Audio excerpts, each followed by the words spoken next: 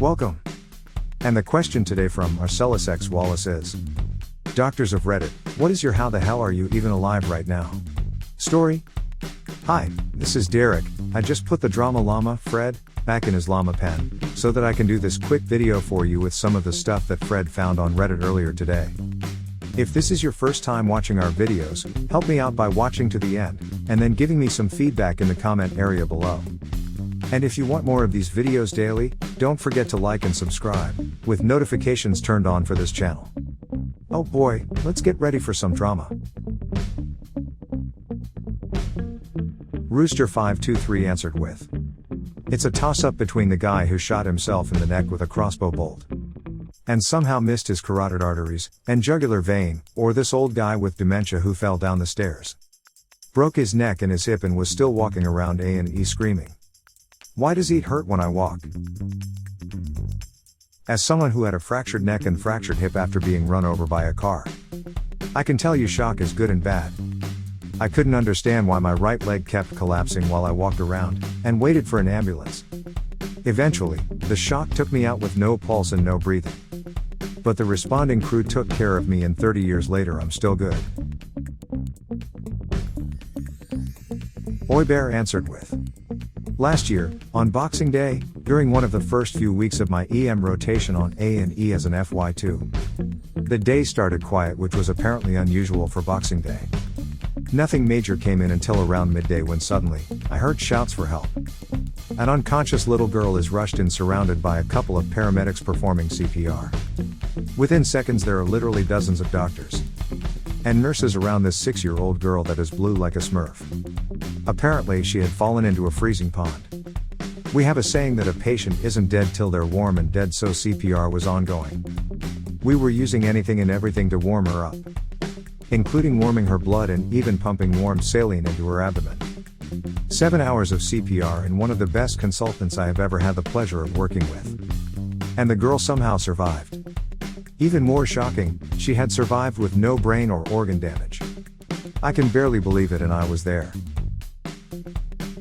And this, ladies and gentlemen, is why they aren't dead until they're warm and dead. Simple as that. Looks like she induced her own hypothermia protocol, which saved her. We use this on my rotation in the ICU in people who come in after their heart restarted with CPR. It involves cooling patients immediately, including their blood, by giving them cold fluids through the fourth. And it works by slowing down the mechanisms of cell death to preserve organ function. Most importantly, the brain. The Clouds Gather answered with: med student now, but during undergrad when I was volunteering at the local emergency department, we had a guy and his buddy come in. He was very pale and they both looked incredibly worried. The triage nurse took one look at the guy, freaked out, and sent him back immediately. They were both out four-wheeling and the guy had flipped his onto a stump and impaled himself through the belly. He managed to break part of the stump off so his buddy could drive him to the ED, still impaled. Usually the very sick people come into the ED on an ambulance. And this guy just walked in the front door like no big deal. When questioned about how the incident occurred, the victim simply stated he was stumped. L. Cranston Knows answered with: I had an older fellow just last month who fell off a roof. Got up, drove about 12 kilometers home on a bumpy forest road, took a shower. And his wife made him come to the ER because he was a little short of breath. He had a flail chest, dangerous number of rib fractures, blood around his heart and lungs. Oh yeah, and something called a hangman's fracture in his neck. Drove on a bumpy road. Took a shower. Hangman's fracture. Wow. Hangman's fracture. That is incredibly morbid and I love it. Moose answered with: man walks into our emergency department. Few scratches on the left side of his face. Singed eyebrows. Bit of a limp. What happened to you? Put my car in a ditch. So this happens a lot. People crash their cars and figure they should probably get checked over, so they come to A&E. And they're largely fine. This guy, however, left out some important details. Firstly, he'd been driving a 1999 Toyota something or other at about 95 miles per hour. Secondly, he hadn't been wearing a seatbelt. Thirdly, the reason his car left the road was because it had caught fire. Fourthly, he was elected through the windscreen and into a tree. On closer inspection, he had brush and undergrowth stuck in his hair, teeth, and nose. Not to mention 80 little bits all over his clothes. Fifthly, he had been unconscious for an hour or so. He knew this because he had just checked the time prior to leaving the road. And had checked again when he regained consciousness. Since he'd been in the middle of nowhere, he had had to walk something like 6 miles to get to the hospital. Why on earth didn't you call an ambulance? Didn't really think I needed one. Full trauma protocol and several scans later, and he had a small bleed inside his head, 3 busted vertebrae. 1 in the neck, 2 in the chest. A small bleed on his spleen which had just so happened to stop, and a broken wrist. Seriously shouldn't be here. Just lucky. In case of burning vehicle emergency. Cruise at 95 miles per hour. Drive off the road. Unbuckle for fast eject. Check time for reference, in case you wake up again. Hit tree. Noted. Brian7772 answered with, "Alright, here's a crazy one. The patient originally came in 4 hours prior because she was having an active heart attack. The patient is transferred to the cardiovascular ICU. And a cardiologist is called in to do a cath, to see what further treatment may need to be done for the heart. During the cath, it's discovered that the patient is having an abdominal aortic dissection. This is basically when the patient has a tear in the aorta and they are internally bleeding at a rapid pace. Shortly after the dissection is discovered and the surgeon is called, the patient codes. Patient goes into V-fib/breathing stops. She coded for about a minute and was shocked back into a rhythm relatively quickly. The patient was fully alert minutes after the shock. And the ER doc who was called down to work the code was communicating that she needed to be intubated and the surgeon was on his way to treat her. Long story short, the patient made it.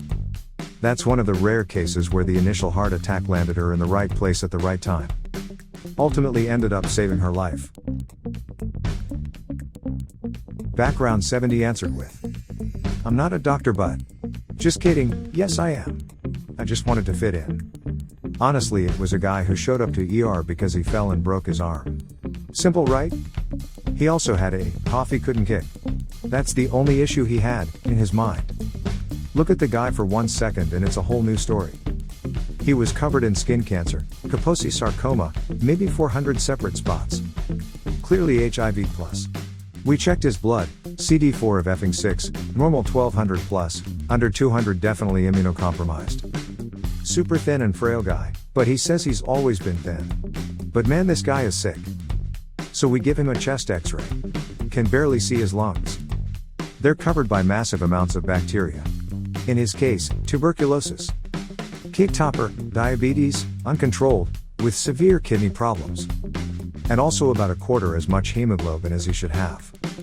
The list just goes on and on with him. So that's the most sick I've seen someone, I think. We did what we could with chest tubes, antibiotics, other medication, HIV meds. And intensive care units eventually. The guy died 6 days after showing up. Someone answered with, "I remember when me and my boyfriend first found out he had diabetes. His blood sugar was over 900. We don't know exactly as the monitors they used, only went up to 900. And couldn't read what it was at exactly, only that it was over 900. I remember the doctor turning to him and saying, 'How the hell are you not in a coma right now? How the hell are you not dead right now?' Not the most comforting thing to hear a doctor say. Edit, that's 900 mg. Literally the sweetest guy." Myjan Devon 90 answered with, "I spent some time working in South Africa last summer. Young lady walks into the trauma department with a kitchen knife sticking out of the side of her head. Casual as F. She survived the neurosurgery with only minimal unilateral weakness." KJ the guy answered with, "When I was in 7th grade I hit a tree on a sled. The snow was frozen, I got a good bit of speed, hit a frozen snowbank, caught some sick air, and then bounced off a tree. The first lucky thing I noticed was when an EMT who had been driving by and saw it came to help. According to him, I had passed his car. Driving 15 to 20 miles per hour on the icy mountain pass road nearing his turn. On the sled and should have severely damaged or shattered my skull or spine. Only injury I had noticed was a broken femur, which is still fairly nasty. After surgery and all the other stuff, the surgeon gave me some rather interesting information. That was my only injury, and it wasn't as bad as it should have been. Apparently, it takes so much force for the femur to break that it will typically shatter into 3 or more pieces, making putting it back together much harder. Mine was a clean break. Even weirder was the lack of any other injuries. I mean any. Not even a bruise from the impact.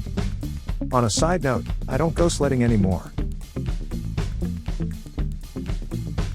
Someone answered with, seriously?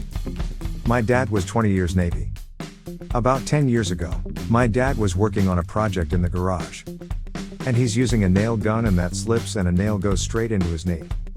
My dad doesn't even yelp, and calmly asks his wife to come and see what happened. And she's freaking the F out.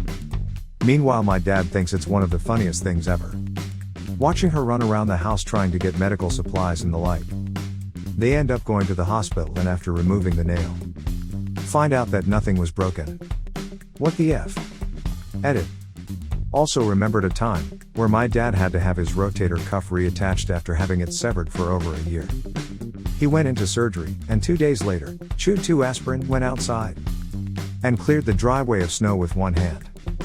I asked if I could help, and he told me to go inside. Nothing can kill a vet. Except alcoholism, suicide, homelessness, drug abuse, and mental illness. But nothing else. Someone answered with, my mother was a RN at one of the local hospitals. She told me a story about a patient who had fallen asleep while driving and ran into a barbed wire fence and was ejected into the fence. His jaw was shattered. Not cracked. Shattered. Like someone had hit him in the face with a sledgehammer. He was put in a medically induced coma for 2 weeks before he regained conscience. Made a full recovery. Well, there you have it. A perfectly great question answered by a bunch of fine and honorable citizens.